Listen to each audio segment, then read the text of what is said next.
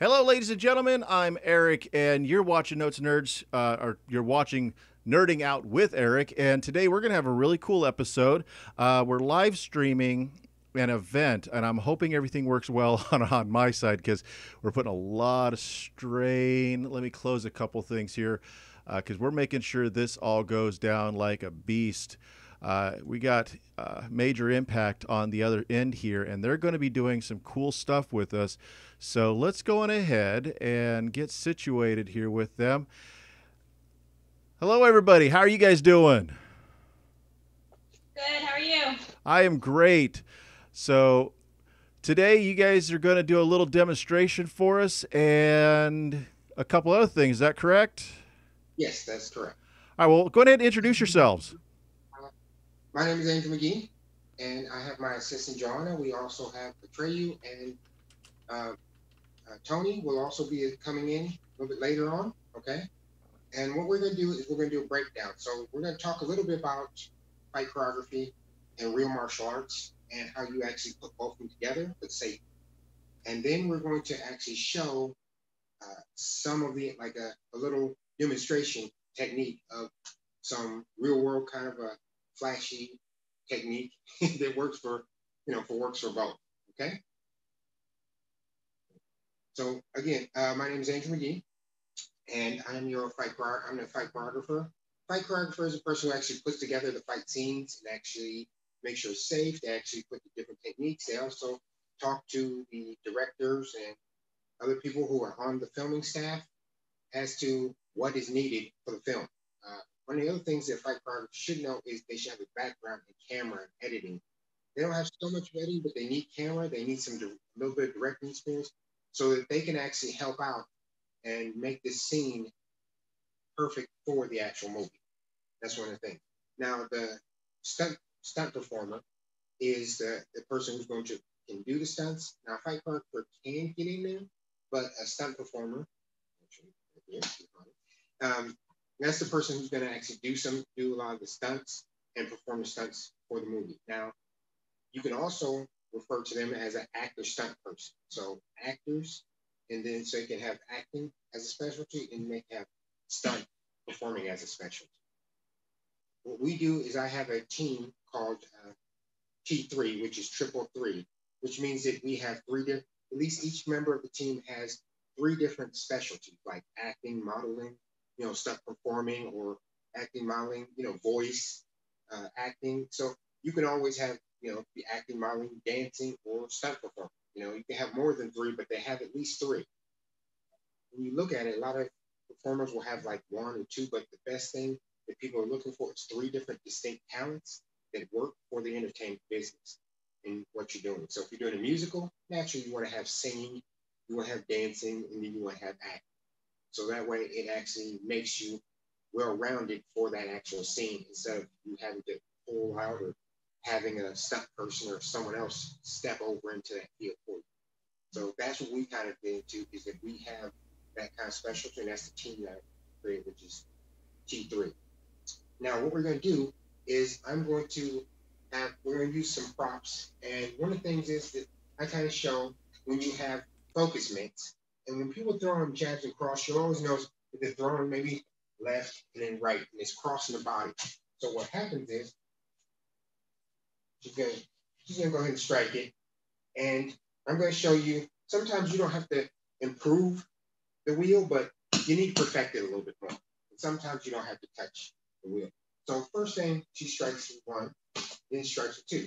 Okay. Now when you're actually striking at a regular person, you're not crossing. Now the theory is that when she punches, the cross, like where the arms crossed, when she strikes, is where you would actually meet the person. But when you actually strike at one target, so that cross. So this way it makes it faster. If you notice, if she's going compared to see how that actually in real world it makes it a lot faster. Plus it makes it move smoother. So you actually increase also the accuracy. So she's striking right where my face would be. Instead of striking out here, and my head's in the middle. Except right here. So they see, go back there. So now that way you can see now it makes it a lot more fluid, it makes it a lot more movement. So now we can also add in the combination. So if she wants to hit like, for example, we'll go through just jab on. Boom. See? So now she's gonna do jab cross and then boom. So start again. Okay, there you go. Again. See how she can switch it up? Boom. Good. So now we're kind of flowing in that 1, 2, 3, and it makes it a lot quicker. Okay? So thank you. So basically showing that you can do mint work 1, 2, and actually coming straight at the person, it makes it a lot quicker, a lot more smoother. Okay? One of the other things we're going to do is we're going to now go into some of the different fight, like a kind of move fight choreography. This one is more, dynamic, and it's kind of what you see. So if you're in a scene and you see, for example, you the hero or heroine just knocks out a person, they're running, and then somebody else comes in the door and they have to get past it, right? So a lot of times what we do is first we go through it slowly. Okay, so we might start out here, and you want to space yourself out. So basically, by me spacing out, okay, hey, where's the wall? Boom. Now I walk from the wall. I can always get footsteps to where I need to be compared to the actual wall and how far the person's length of the person's body is. Okay? Then when she runs up, so she's coming up, and I go ahead and catch. You can go ahead now. She can start running up the wall because, and then she can start throwing the knees and stretching. Boom. And then she can do a stomp. So she can do a stomp right there, and she can punch if she needs to. Now, to make it even safer, what we do is I'm going to grab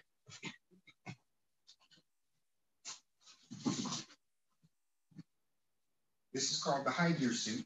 So one of the things is that we grab the high gear suit.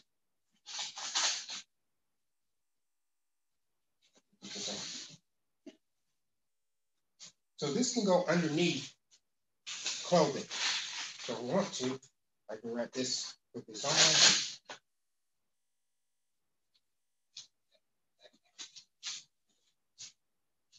Look at the tape. They look like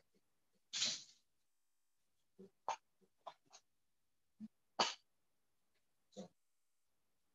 Basically, my scratch I kind of want. I'll use this. So one of the things that what I'm doing is that I'm actually taking it so then she can do this in real world.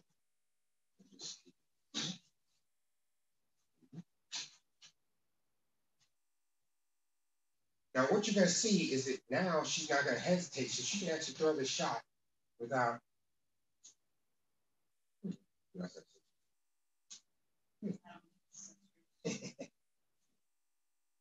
Okay, see how it's there? If I want elbow pads, I also have those too.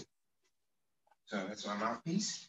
I put my mouthpiece to the side when we actually put the helmet on.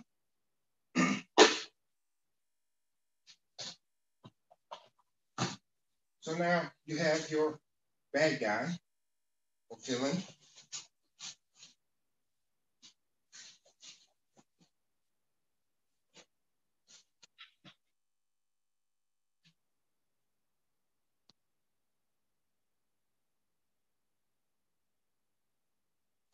Just using a slight little quick costume change. So now you have your villain mascot. Okay. And now this enables her to actually throw real knees, real kicks without having to hesitate. Okay. And then when she drops me to the ground, she can lift up and drop that stomp right there without the hesitation. So this kind of shows you doing this in real world, or somebody trying to throw you to the wall, you can actually do this for real life. So let me go ahead and set. So again, I already set myself up. Yep.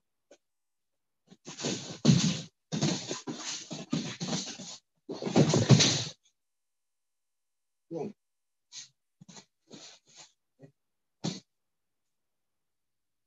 So if you notice, we can start now perfecting on it. So let's say a director says, well, I want maybe like more striking in there. So that way you get the person used to, again, when the person's actually doing fight choreography, they can pull a punch. So you want to teach how first, how's it feel to do for real? And then you can pull them back. so they know how to actually do it on the other side. So I grab this, and we actually teach them how to actually do this for real. So she's going to hold this for me. Safety first. So I'm going to put what's called a mouthpiece in. And the other boxer knows what this is. And then I'll put the helmet on, and we'll do the same thing. This time, she'll be able to put her gloves on and take the strike. So I'll let her go ahead and put some MMA gloves on. And we're actually going to be able to, she's going to come towards me, do the same thing, run up the wall, land, throw some knee strikes, do the takedown, and then start throwing strikes to the face, okay? So with this, she gets to be able to do it for real. And then later, when we do it, then, for example, fight choreography-wise, she'll know where to pull and how far she needs to pull because she's done it that way, okay? When we work through it.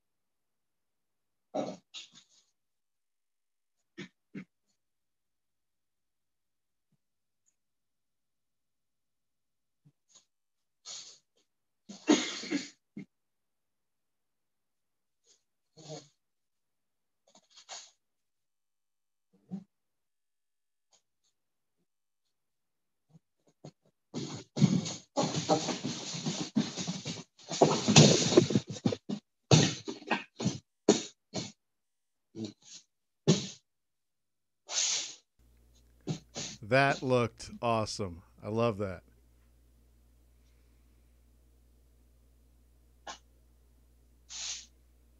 So if you notice what happened is now she can run up the wall, take the real shots, take the kick. There's no hesitation because why? I have the gear. That way it actually teaches how to do it, and then we can fake it. Okay? So one of the things is you'll notice is that she gets used to no hesitation.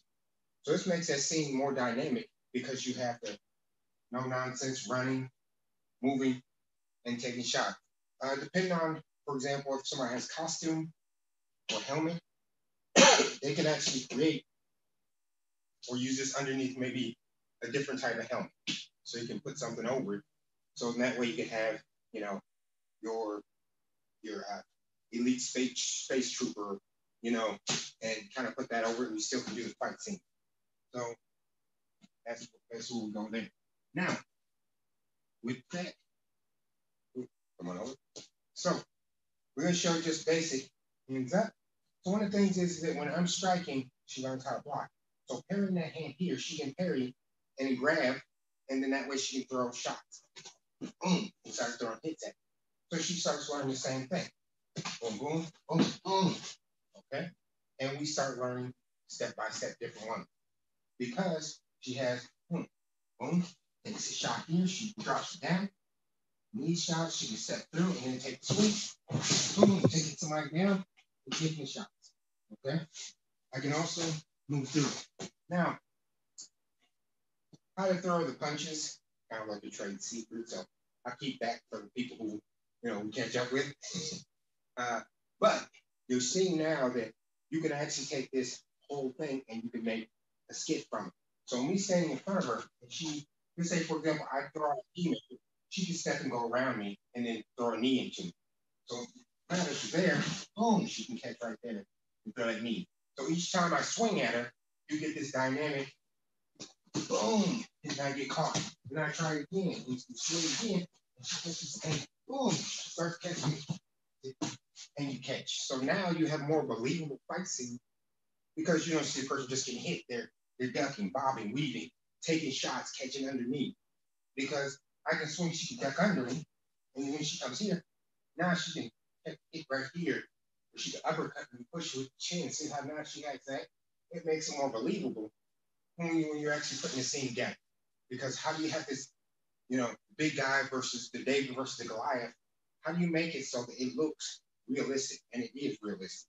It's real world. That's what we basically do is you create a story with the action. So you should know a little bit of storytelling, which is the other part, because you need to tell a story. Starting out, then maybe, the person gets in trouble, she gets tossed around, or he gets tossed around, and then maybe gets hit a few times, and then he has to come back, and then you have your climax where you start building up, and then finally you have where they knock the person out.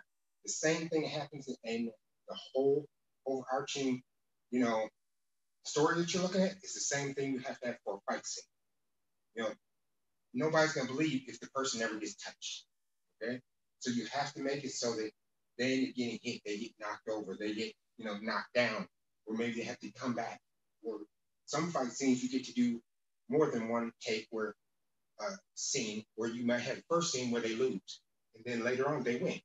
So you might see that from Rocky, he lost, and then he has to come back from the loss. So it gives you that time between where you can see him training up. So these are all things that help when you're doing a fight choreography. It's not that implements into the actual storyline also. It's how the fight scene works. So having him look like he was beaten badly at the beginning, then it shows maybe he tied or won at the end. You need to actually portray that by the actual scene that you create when you're doing the fight scene together. Okay? And that is what you're seeing here, is that kind of a back and forth dynamic that has to happen. We're going to do that later on when we talk. The reason why we talk about the interview is talking about Samuel Stone, the rise of Samuel Stone, which is going to be the graphic novel. It's a digital comic book, and then we're going to push it into the movie. You're going to see him have to overcome different things. So we have to also have him overcome not just physically, but just story-wise also. So you want to create that when you're doing the fight card. So again, when you see also, for example, if she wants to keep me away, she can then do what's called front kicks because she's using that back leg, boom, every time I come forward. Okay? So I might try to punch at her, which if she punches and I punch, I'm going to reach her way before she ever touches me. Okay? Every time. But now, if I punch and she kicks, then I won't be able to reach her because that. So you have to also make sure your character uses their height, their weight, their speed, and the space between them, just like a real fighter. So if I come in with a punch, she comes with a kick. Boom, so I can't hit her. That also helps me. So if I'm trying to swing, boom, I can't get her on the swings because now you see maybe her come up and she's throwing a kick, and she gets to keep me back, and then she can do other kicks. If she kick the legs and kick here, I have different patterns so we can practice it, but then we can take it over. Okay, but for right now, just showing that same keeping that distance because here I am, boom, stopping right there. It stops her from hitting me. It stops. Boom. And she can hit me. She can hit me where I can't hit her. So these are all ways that you start to make your character, their height or their weight work for them instead of against them. So this is a story, and you have to build it like a story. That's what a lot of people forget. They think, oh, it's just fighting. I'm a martial. I can just do a fight. You just fight. No, there's more to it than just fight. It's a story. Okay. It's an entire story that starts from the person, what did they have? What's the objective? Do they win? Do they have to, is it an overcoming story? Is it I lost and now have to rebuild story? You need to know those things in order to build those things. And if you don't know those things, then you get fight scenes that are like, oh, yeah, they were just fighting just to swing at each other. So that is the difference between what a real fight choreographer does and what you'll see in different things. People go, yep, I can just fight and we'll just do it. It's not it. Okay? So learning that is one of the biggest things that what you're looking at. Now, so when we're sitting here going on, you have to think about the same thing. We're going to talk about some of the like the blocks that you do. Okay, a lot of people don't get into blocks, but really blocks are not for offense defense like a lot of people think. So just say number one, we block right here, and she blocks right, and then I pull back and she pull back. That's not how it works. Okay, actually blocks should be counterattack, which means I attack her and she blocks me in a way that creates another attack. So in other words, when she blocks, she can pull that arm out and pull it in to her body like into a seatbelt, which means it drives me into a shot. Okay, I'm gonna put my hand up here. So when she blocks, boom, then she comes in, boom. See how it's right there? She got that shot. Okay. If I come in more, she can do the elbow because I go here, boom, she comes here, and she can drive that elbow right there. Boom, come up, and then boom, she comes back up. See how now she got that strike right there? So she can actually circle in. So you can actually make different fight scenes like that. So go ahead and do an overhand. Boom, see how now I'm blocking here? I can even push it to the side. Or if she throws the overhand, I can use it to slide to the back. And mean I can throw the kick as she's doing it. Okay? So I can do the same thing. So I throw the overhand here, and when she blocks it, then she'll slide and she'll take this leg and she'll drive it right there. So when it goes here, boom, see how now she got that kick. Okay? So then we can do more where boom, boom, boom, and she's got that boom, and now she's boom, and we've got the hits. Okay? So now you see that we can go back and forth and actually go back and forth and back and forth and not have to hesitate, not have to worry about it. Okay? You can now show a takedown, a real world takedown, and it makes more sense. You know, she can just like pick me up and toss me to the side or something. She's sweating, she's using my balance, you know, take me off balance. So now, again, it shows like, okay, she's an intelligent fighter, and same thing. But you have to do those things or else you get, you know, this scene where, okay, how did that person knock him over? What happened? You know, would they fall on something? You get that. Okay? So that's what you're really looking at when you're looking at doing fight choreography. Okay? So the blocks I'm showing you, for anything coming straight, it's almost like a windshield wiper. So you're going here. So anytime I punch, boom. Now she can also catch that hand because she can pull here. So see how she got that seat belt? She can pull me forward and take me off balance, which means she has a knee. Okay? She can also take that arm out and stretch me this way. So if I go here and she pops there, she's got that. Okay? Then she see how now she got that leg popping. Okay? She can catch it, open me up. So this time we're gonna catch, and then she opens me up like this. So then she has that front kick if she wants to. Boom, see the knee, then the front kick. Boom, see how she can do both. Okay? So boom, yep. Boom, good. See, boom, boom. There you go. See how now we're setting. And notice she gets that what? Real world recoil. Because when you hit somebody big, you're going to recoil back. So you need to know how to step. And then she can follow up with another shot. So this shows you that when you hit somebody, you don't just hit them and you tap. You push off. And that actually creates space where she can use that space to propel herself forward. Okay? It's what you're doing is selling the move essentially right there, where a lot of like you see in a lot of good movies. Throw that knee. So, for example, if we're here and I pull free, I can go ahead and throw that knee straight to you. Okay? In real world, you just kick straight at the middle. Okay? You don't have to worry about it. Okay? But here, so if I'm here, she pulls here, then she can pop right there. See how now she's got her arms locked in, so it makes more sense. Okay? So it's the same thing. Shrugging shoulder. Then she pulls me to knee. Boom, I'm right there. Okay? Which means she has other strikes, other shots we can build off. You want to do techniques that build off each other. One of the reasons why I do Krav Maga because it's not a martial arts style, it's a system. So yes, I do, you know, jiu-jitsu, and yes, I do this, and yes, I do that. But to be honest with you, a lot of stuff that Krav Maga does you can't do it in the ring. It's illegal. Okay, the way we throw a knee is actually considered illegal in some rings. So we basically like clenching and throwing here is regular, and it gets more power because you're actually pushing on the neck. When you're actually wrapping in the ring, sometimes you have to be here and here so that when you have this wrapping over and under, which means I can still keep my waist away from the person. When I grab it here and pull on my shoulder, it's on my neck, put a lot of pressure on my neck, plus it's turning my body and then you can open up the ribs. It's easier for somebody smaller to pull on the neck than pull on the back. Because naturally, you pull on my back, I can lift her up. Okay? So that's one of those evident things that we forget. So she lays down, and she goes, huh? And wraps. So now, if I start getting up, I can just lift her without my hands, as long as she's got arms around my neck. Same thing from here. You can lift somebody if you're strong enough, but the neck is not going to be lifting 100 whatever pounds when you pull it down. So it's vulnerable to attack. So you're using something that you're not going to see somebody swinging 150 pounds off their neck. That's just not going to happen. So when she pulls back with that much weight, she's going to drive that knee into it. That's why it's illegal in the ring. Okay?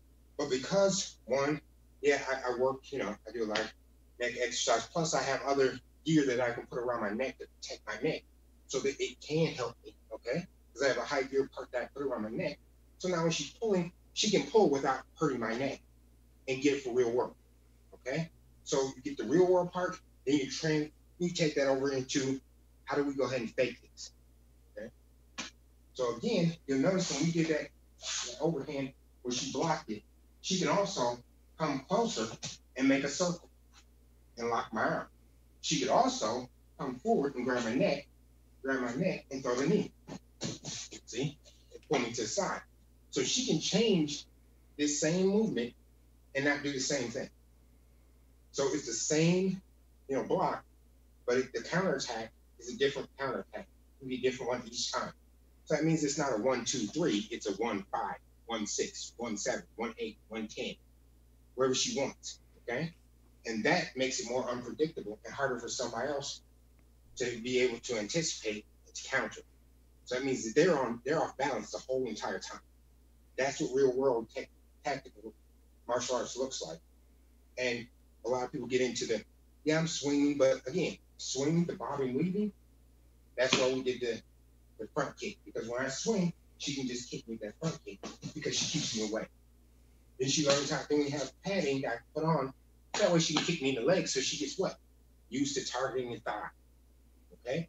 Then I have padding where you can put on the knees so she gets used to what? Targeting the knee.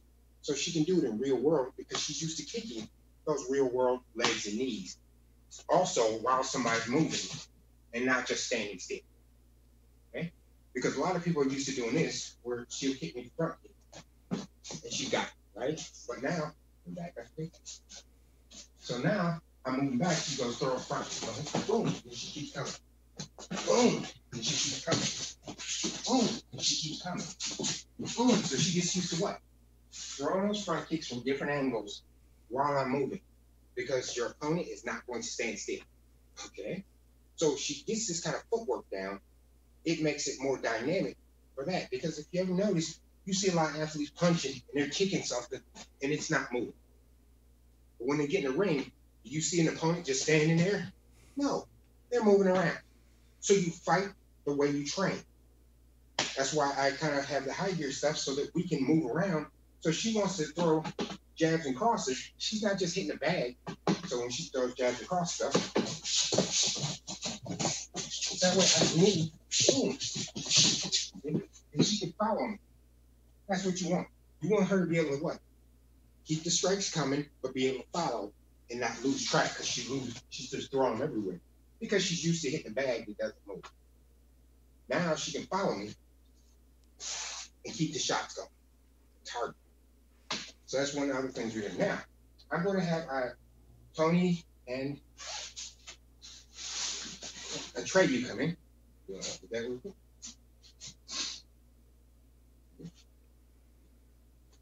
So again, got the high gear top. But again, we have the whole thing. There's a whole helmet, pants, elbow, forearms. So that way we can do neck guard. So that way she can learn how to throw what? Throat shots. Okay? Which are illegal in the ring, but in real life, you can throw a throat shot. So then I learn how to what? I can also learn how to block a throat shot. Like real speed, real time. Because if all you're doing, if you punch somebody in the face, you won't be punching them that long. Okay? But if you have the helmet on, you can then commence to punch each other. With the high gear helmet, I basically had a guy who's 200 pounds, knows how to box, a boxer, hit me like 5 times straight. The sixth time, that's when I actually staggered him. And then I sidestepped the next one. So the point is that way you get real world, how you going to learn how to move out the way of a real punch? Well, you should be able to get hit, but you need real protection to protect yourself so you're not getting injured. Okay, so you're not walking around with concussion. So you need to find real things that work. I'm not endorsing her. I'm just saying that's what I use, okay? But the point is this. You want to also make sure that now when you're doing fight choreography, the person knows how to pull a punch. So if I want to punch something, I don't want to knock it completely over. I want to learn how to pull back. So it looks close enough, but not close. And that's something that's inside trader secret. So you have to catch that part. But I'm going to have a Treyu come on over. And then I'm going to have Tony over here. And basically, we're going to go over first. We're going to both first, then see this in place. And grabbing the sword, you can have right on top, at the bottom, you can have blocking in, okay? Sitting in position. So we're basically doing a fight position, and this is a wrestling position. It's a firm ground position. It's a 50-50 stance, which means 50% weight is on both legs, okay? It also means that I can also move anytime I want to and switch. So if I'm a left-hander or right-hander, which I'm ambidextrous, I can switch to any side that I want to. And I always explain to people, you should learn how to fight on the left side and the right side. Doesn't matter if you're right-handed, left-handed. A lot of times people will do right side only. I teach people both, okay? So they can become left-handed and become proficient left side and proficient at right. Now, why is that important? Because if you're doing fight choreography, your actor or character might be left-handed, and you want to know how to what? Fight left-handed, okay? The character's right-handed. You know how to fight right-handed if you're a left-handed person. That's one of the things that you're looking at, okay? So first we're going to do is kind of, the 360s are like 7 different blocks, but right now we're just going to do 4 modified with the sword. So Tony's going to face in my direction. So first one he's going to do is number 1, which blocks anything coming up. So number 1.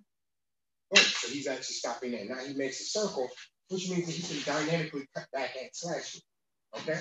Number 2, because we're right here, number 2 goes right out. Okay? So when he's here, he just drops out number 2. So number 2, boom. See how now he can circle out and he can slash me and slash. Okay? Same one here. So you're already in fighting stance kick. Number 3, you can just move it straight out to the side. Take out number 3. See how now he's there? He makes a circle, he's slashing me again. Okay? Now, number 4, because basically you made a square. Okay? When you're doing the 360, it makes a circle. As you make a record. All he does is drop it right down there. So now I come under, he drops it, he comes there, he has that slash again.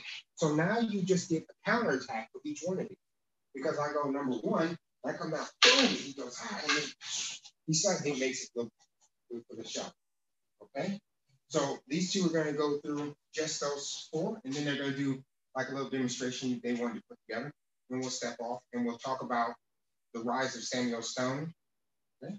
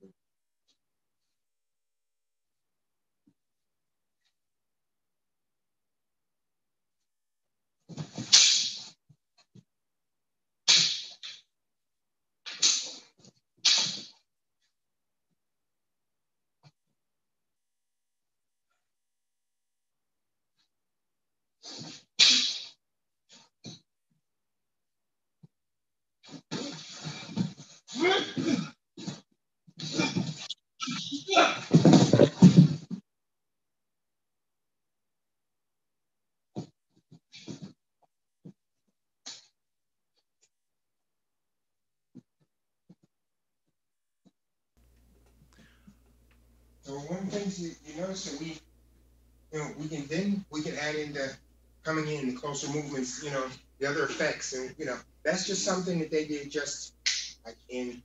I tasked them with doing something in about 5 minutes, okay? And you might go, well, I that was done in 5 minutes, okay? So the point was is that sometimes the reason why I do that with some of my stunt performance is during training is that a director will say, you know what, I just want to go in a whole different direction. And you're like, I just sat here and did this entire, because you don't have time. There's millions of dollars or $1,000 depending on, if it's an indie movie, that may be somebody's life work. So it's not, you don't have time to start fussing about what's going on. You just go ahead and adapt and overcome. Okay? Because if you're sitting here like, oh, well, I just did this and that, I understand maybe there's a reason why that person had to do it. Maybe something happened that caused them not to be able to do a certain scene. So they have to change it. So you need to be able to adapt, and you can always talk about it later. But when you're on the set, you take care of business. And that's the difference. Is when you're on the set, you're not sitting here, well, I was sitting here for a 5 hour. Stop. Throw that to the side. We can talk to it offset.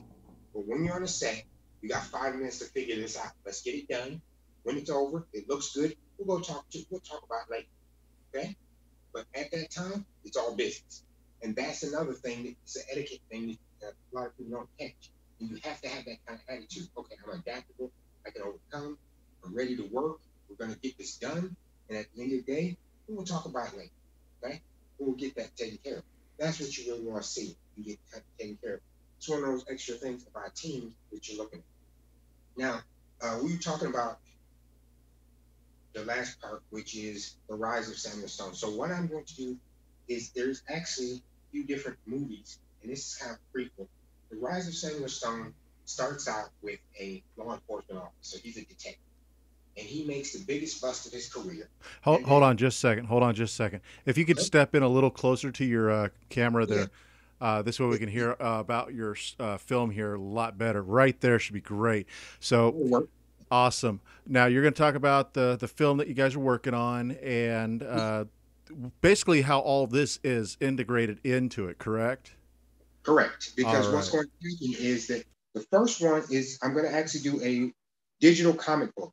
And that the digital graphic art comic book is what you want to do is for that digital art graphic comic book is that you want to put together. So we're going to take pictures, like fight scenes, 1, 2, 3, the knees. We're going to take all these fight scenes and then take those pictures and then create them into almost like the comic book style drawing. And that is so that one, that'll be the prequel. And again, that's going to be about Samuel Stone. And Samuel Stone's that detective. And when he basically makes the biggest bust, they put a hit on him. So a cartel puts a hit on him. And one of the hitmen, which is his name is Syndicate Psycho, turns around and says, you know what? Instead of doing that, we are going to have we're going to go ahead and take him off to an island. And we're going to take him to this island. When we take to the island, we're going to go ahead and we're going to kidnap all the different people and bring them to the island. And then we're going to, take them and we're going to fight, like create a fight. Now, his thought is that, hey, you know what? I have other assassins, other, hitmen coming there. Since his psycho doesn't care if they lose, he wants them to lose so that he can take his people and implant them in those different organizations. So he has spies in those organizations. And you're going to see this, now you have this person who, he was used to, the law and he was good, law enforcement, he's a good officer and he did his job, but now he's sitting here in like this lawless place, stuck on this island, and he has to fight his way. And then he also has other people who are there and he ends up becoming this, this reluctant leader, that brings people together so that they can try to get home. And you're going to find out, does he actually make it home or does he not make it home? Because every time you always see the hero always, it's not going to be there. So there's a twist. Does he make it home or does he not make it home? And that's one of the biggest things. And then when during his journey, he's going to be like, hey, you know what, how was that? Because he's married and he's going to, hey, what did I do with my wife, my kids? What happened? What should I have done before when I was there that I just didn't even think about? There's a lot more that goes on like that. Okay. And that is one of those things.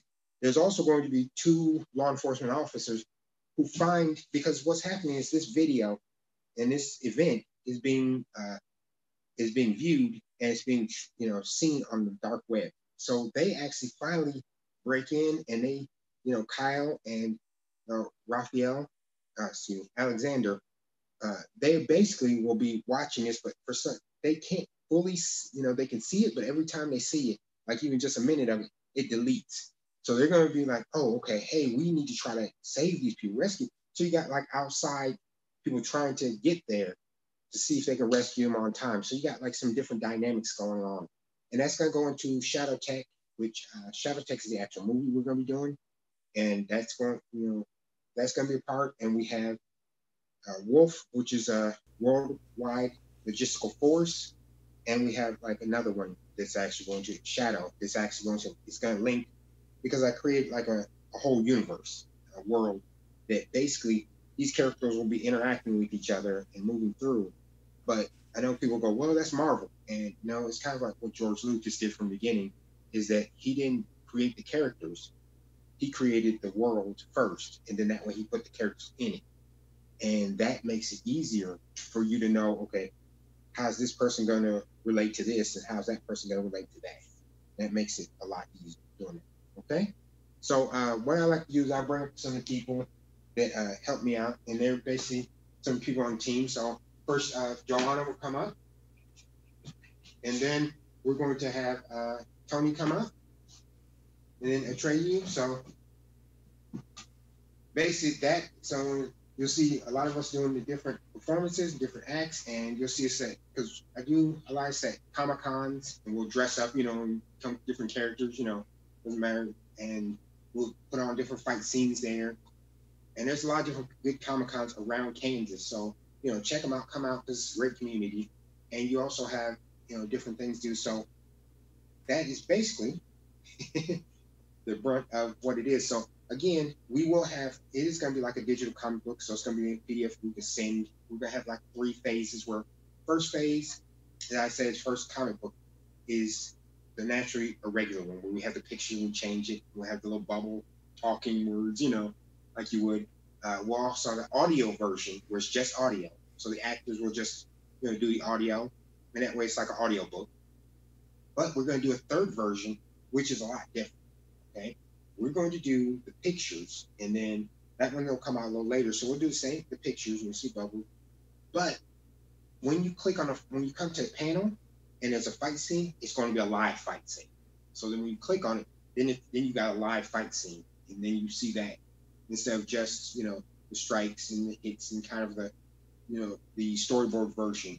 And I kind of got that idea also from doing this is from storyboards. When you do a movie, you do storyboards, to see it. So artist has to storyboard, and I did some art. I did some art, and the point is, you have to respect a lot of artists out there because it takes a lot of dedication, effort, time. Just imagining here's a part, how does it fit with this part? And that's kind of why I'm doing it this way because it's hard. The way you have to do it normally is hard. So you gotta respect that. And the point is that this will make it a little easier, for me to get this part out, but I'll actually also be able to use these for the movie, and that'll make the movie a lot more dynamic, a lot more, okay, hey, that doesn't look right. You physically can see it's like, that doesn't look good. That looks okay. That looks better. So you want to put out a better quality, better movie for the people because, we're indie and independent film. And that way you actually see, the real thing behind it. To add to that, you have people like, you're looking at it and you go, well, John Wick, John Wick didn't cost as much as other movies, but it actually was big because of fight scenes and story. It didn't cost as much as other movies. And that's the point. You can make a quality movie that even if it has a simple concept, it still came across and people liked it and made sense. And that's what you're looking at, is that making good movies that make sense because we need some entertainment. Okay, there's a lot going on. Entertainment basically keeps people relaxed, stops you from going crazy. It's an escape. Okay, it's also fun. So that's one of the things is that bring that to people and not have it all stuck with this, satire, political, whatever. Throw it all, just have a good movie. So, Oh yeah. There you go. So with everything going on regarding your first teaching, you guys teach the martial arts, not just creating the studio. Is that correct? Correct. So where can everybody go to sign up if they want once this world kind of lets us all back out our doors. Where can people go to sign up and to get more information regarding the athletic side of everything you guys do? So you can actually see me on Instagram and Face. So on Facebook, naturally you can see Major Impact, and then you have Major Impact Studio. You can also go to our website, which is Major Impact Studio, or Major Impact Athletics, which is the actual, .coms.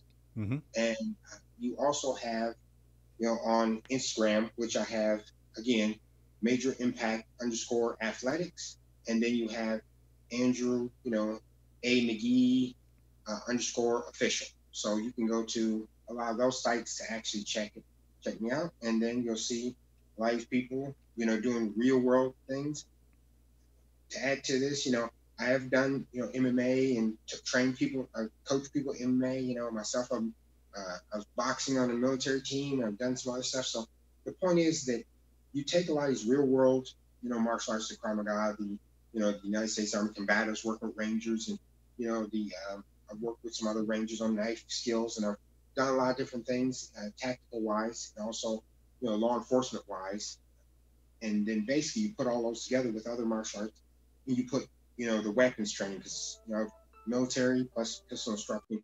You want to have those kind of things that you actually put together to make a full circle with martial arts, but also to do it when you're doing it.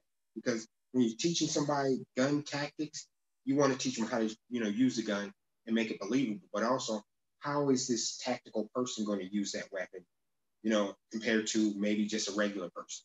And then that way it helps you build the character.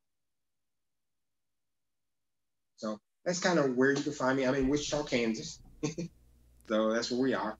And we're actually at 3228 Southwest Street, Wichita, Kansas.